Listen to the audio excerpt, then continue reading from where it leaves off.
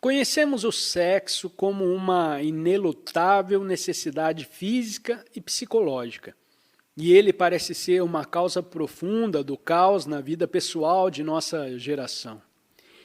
Inspira ele horror às mulheres jovens que caem vítimas das lascívias dos homens. Tanto a repressão como a transigência são igualmente ineficazes.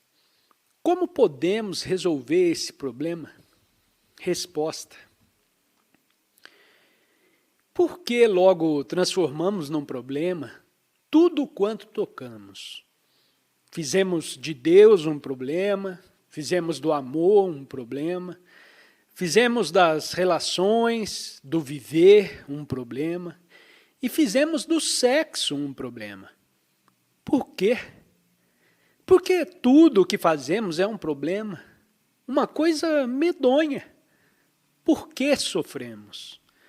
Por que se tornou o sexo um problema? Por que nos sujeitamos a viver cheios de problemas? E por que não lhes pomos fim? Por que não morremos para os nossos problemas, em vez de os levarmos conosco dia por dia e ano por ano? O sexo, sem dúvida, é uma questão relevante, da qual me ocuparei mais adiante. Existe, porém, uma questão primária. Por que fazemos da vida um problema? O trabalho, o sexo, ganhar dinheiro, pensar, sentir, experimentar, enfim, todo o nosso viver. Por que tudo isso é problema? Não é essencialmente porque nós sempre pensamos de um determinado ponto de vista fixo? Estamos sempre pensando de um centro para a periferia, mas a periferia constitui o centro para a maioria de nós e por isso qualquer coisa que tocamos é superficial. Mas a vida não é superficial. Ela exige que a vivamos completamente e porque estamos vivendo apenas superficialmente, só conhecemos a reação superficial. Tudo o que fazemos na periferia há de criar, inevitavelmente, um problema, e tal é a nossa vida. Vivemos à superfície e nos contentamos com viver nela, com todos os seus problemas.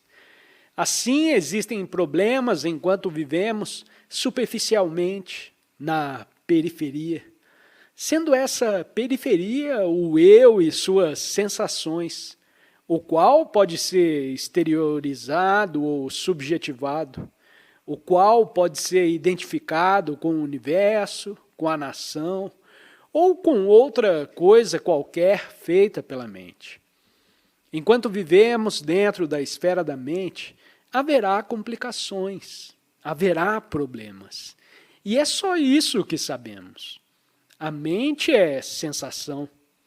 A mente é o resultado de sensações, de reações acumuladas, e qualquer coisa que ela toca há de criar necessariamente sofrimento, confusão, um problema infinito.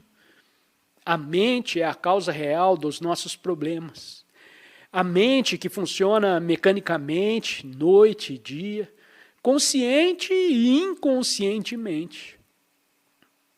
A mente é uma coisa sobremodo superficial e levamos gerações, levamos toda a nossa vida a cultivar a mente, tornando-a cada vez mais eficaz, cada vez mais sutil, cada vez mais astuta, mais desonesta e solerte, sendo tudo isso muito evidente em todas as atividades da nossa vida. A própria natureza da mente é o ser desonesta, solerte, incapaz de enfrentar os fatos. E essa é a coisa que cria problemas. E ela própria, essa coisa, é o problema. Agora que entendemos quando falamos de problema do sexo, é o ato ou é o pensamento a respeito do ato?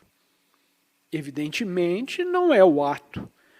O ato sexual não é problema algum, tampouco é o comer.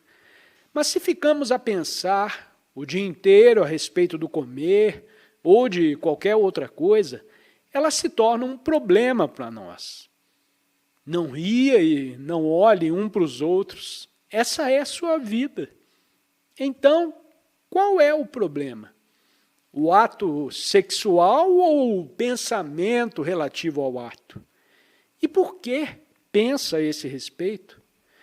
Por que dá desenvolvimento a esse pensamento, como evidentemente faz? Os cinemas, as revistas, os contos, a moda feminina, tudo isso alimenta o seu pensar a respeito do sexo. E por que o entretém a mente? Porque pensa a respeito do sexo. Por que, senhores e senhoras, esse problema te concerne? Por quê? Porque se torna ele um problema central na sua vida, quando há tanta coisa a solicitar, a exigir a sua atenção, te dá toda inteira ao pensamento do sexo. O que se passa? Por que estão as suas mentes tão ocupadas com ele? Por que ele constitui um meio de fuga, não é? Um meio de completo autoesquecimento. Temporariamente, pelo menos, pode se esquecer de você mesmo. E não há outro meio de esquecer de você mesmo. Tudo mais que faz na vida confirma o eu. Sua ocupação, sua religião, seus deuses, seus guias, suas ações políticas e econômicas, suas fugas, suas atividades sociais, sua adesão a um partido e rejeição de outro. Tudo isso está confirmando e reforçando o eu. Isso é, senhores, só existe ato no qual não há afirmação do eu. E por esta razão, esse ato se converte num problema, não é? Quando só existe uma coisa em sua vida, que constitui uma vida suprema de fuga, de completo esquecimento de você mesmo, ainda que por alguns segundos, você fica apegado a isso, por ser o único momento em que é feliz. Qualquer outra coisa com que se ocupa se torna um pesadelo, uma fonte de angústia e de dor. E por isso está apegado à única coisa que te proporciona completo autoesquecimento, a que dá o nome de felicidade. Mas por causa desse apego, ela se torna um pesadelo. E quem então fica livre dela, não deseja ser seu escravo. E inventa assim, mais uma vez, pela ação da mente, a ideia da castidade, do celibato, e procura ser celibatário, ser casto, por meio de refreamento, de negação, de meditação, por meio de esforços religiosos de toda espécie, sendo todas essas coisas operações da mente no sentido de desvencilhar-lhe do fato. Isso também dá especial relevo ao eu, que tenta tornar-se alguma coisa, e de novo caímos nas garras da tribulação, da perturbação, do esforço e da dor. O sexo nessas condições se torna um problema em extremo difícil e complexo, enquanto não se compreende a mente que pensa a respeito do problema. O ato em si nunca pode ser um problema, mas o pensamento relativo ao ato cria o problema. O ato, esse tem o cuidado de ressaltar, e vive libertinamente, ou toma uma esposa e faz dela uma prostituta, e tudo isso aparentemente é muito respeitável, e fica satisfeito com as coisas como estão. O problema, naturalmente, só pode ser resolvido ao compreender todo o processo e estrutura do eu e do meu. Minha esposa, meu filho, minha propriedade, meu carro, minha realização, meu bom êxito. Enquanto não compreender e resolver tudo isso, continuará a existir o problema do sexo. Enquanto for ambiciosos, politicamente, religiosamente ou por qualquer outra maneira, enquanto estiver a reforçar o eu, o pensante, o experimentador, alimentando-o de ambições, seja em seu próprio nome como indivíduo, seja em nome da pátria, do partido ou de uma ideia que chama religião. Enquanto houver essa atividade de expansão do eu, terá um problema sexual. Por certo, está criando, nutrindo e expandindo o seu eu. Por um lado e por outro lado, diligencia esquecer-se de você mesmo, ainda que seja por um momento. Como podem coexistir as duas coisas? Sua vida, portanto, é uma contradição, afirmando a afirmação do eu e esquecimento do eu. O sexo não é o problema. O problema é essa contradição existente na nossa vida. E a contradição não pode ser conciliada pela mente, porque a mente, ela própria, é contradição. Só pode ser compreendida a contradição compreendendo-se plenamente todo o processo da existência diária.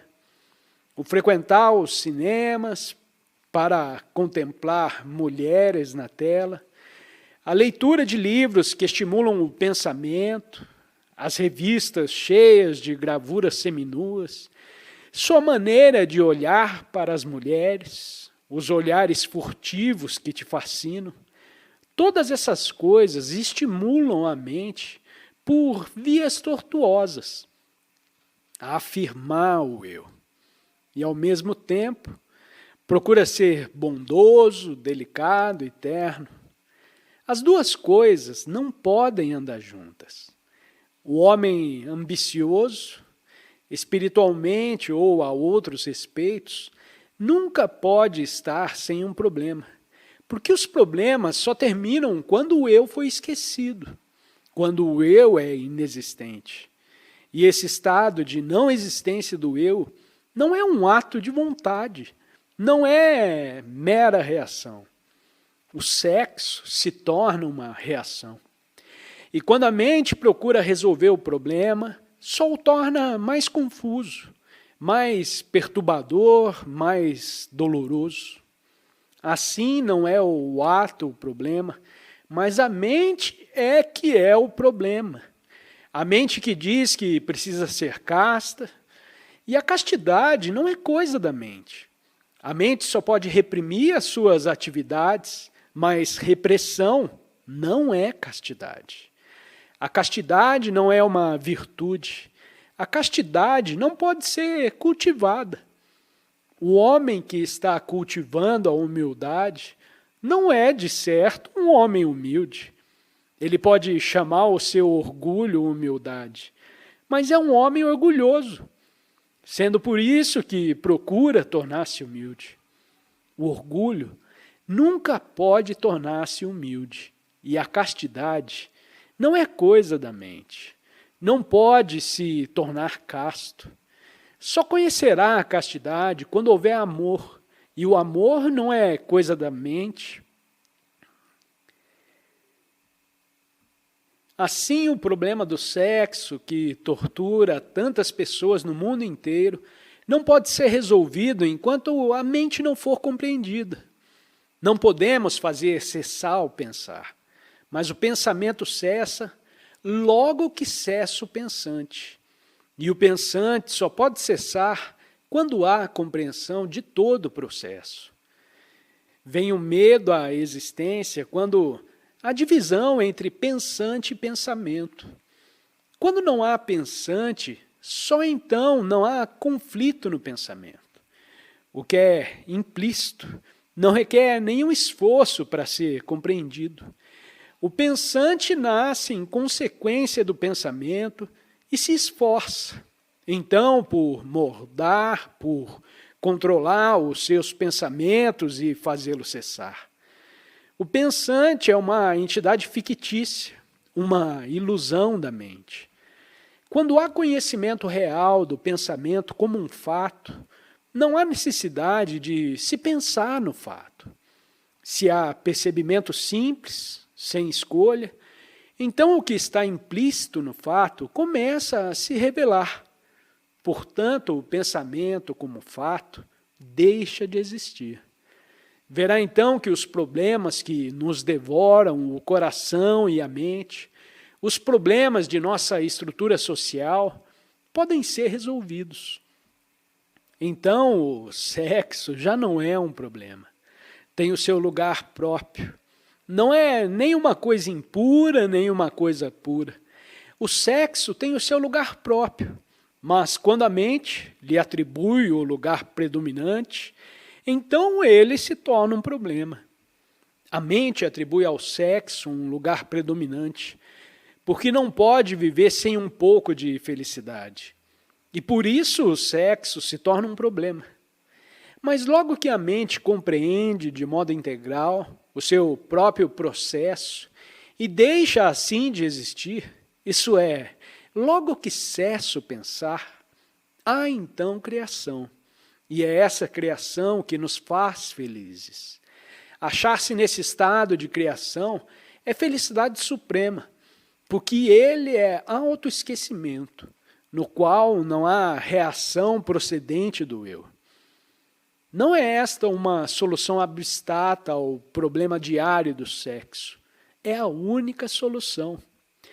A mente nega o amor e sem amor não existe castidade. E é porque não existe amor que fazemos do sexo um problema.